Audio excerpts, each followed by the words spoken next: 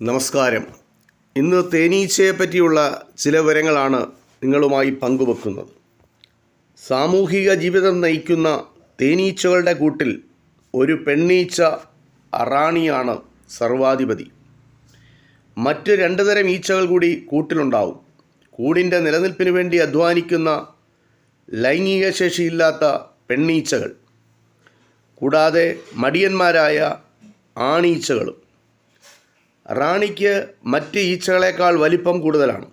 ജോലിക്കാരായ പെണ്ണീച്ചകളാണ് തേനും പൂമ്പൊടിയും ശേഖരിക്കുന്നത്.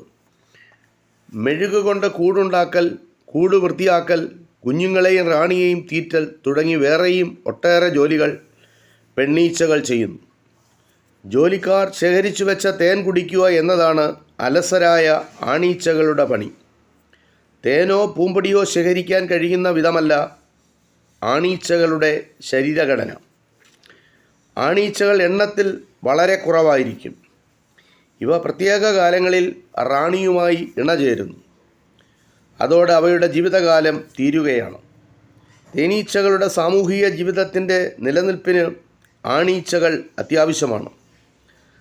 റാണി ഈച്ചകൾ കൂടിൻ്റെ അധിപതികളായി അറിയപ്പെടുന്നുണ്ടെങ്കിലും യഥാർത്ഥത്തിൽ അവ ജോലിക്കാരായ ഈച്ചകളെ മുഴുവനായും ആശ്രയിച്ചു കഴിയുന്ന മുട്ടയിടിയിൽ യന്ത്രങ്ങൾ മാത്രമാണ്.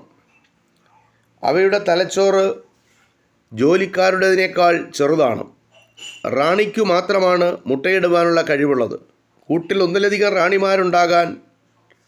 ഉണ്ടായാൽ നിലവിലുള്ള റാണി സമ്മതിക്കുകയില്ല. റാണി മുട്ടയിട്ട് വിരിഞ്ഞു വരുന്ന പെണ്ണീച്ചകൾ റാണി ആകണോ ജോലിക്കാരാകണോ എന്ന് നിശ്ചയിക്കുന്നത് ജോലിക്കാരായ പെണ്ണീച്ചകളാണ്.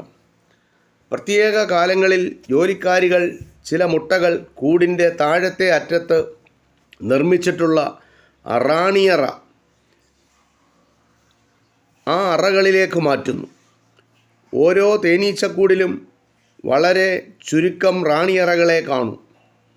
പക്ഷേ അവയ്ക്ക് മറ്റ് അറകളെ അപേക്ഷിച്ച് വലിപ്പം വളരെ കൂടുതലാണ്. റാണിയറകളിൽ വിരിഞ്ഞു വരുന്ന കുഞ്ഞുങ്ങളെ ജോലിക്കാർ പ്രത്യേകം ആഹാരം തീറ്റുന്നു. അവിടെ വളർന്നു വരുന്ന പെണ്ണീച്ചകളായിരിക്കും ഭാവിയിലെ റാണിമാർ.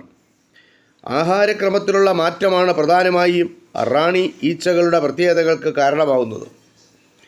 പുതിയ റാണി പുറത്തു വരുമ്പോഴേക്കും ചിലപ്പോൾ നിലവിലുള്ള റാണി ഒരു കൂട്ടം ജോലിക്കാരോടൊപ്പം സ്ഥലം വിട്ടിരിക്കും.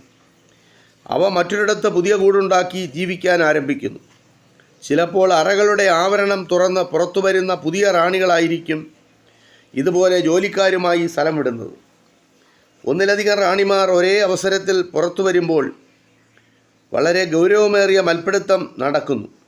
കൂട്ടിൽ ഒരു റാണി മാത്രം അവശേഷിക്കുന്നതുവരെ ബലപരീക്ഷണം തുടരും. പുതുതായി പുറത്തു വരുന്ന റാണിയും കൂട്ടിൽ നിലവിലുള്ള റാണിയും തമ്മിൽ ആരെങ്കിലും ഒരാൾ വിജയിക്കുന്നതുവരെ മത്സരം നടക്കുന്നു. അതുകൊണ്ട് ഒരു തേനീച്ചക്കൂട്ടിൽ ഒന്നിലധികം റാണിമാർ ഒന്നിച്ചു കഴിഞ്ഞുകൂടുന്ന അവസ്ഥ ഉണ്ടാകാറില്ല. ഇത് തേനീച്ചകളുടെ സാമൂഹിക ജീവിതവുമായി ബന്ധപ്പെട്ട ഒരു ചെറിയ വിവരം നിങ്ങളുമായി പങ്കുവച്ചു. ഇത് ഇത്രമാത്രം. നന്ദി, നമസ്കാരം.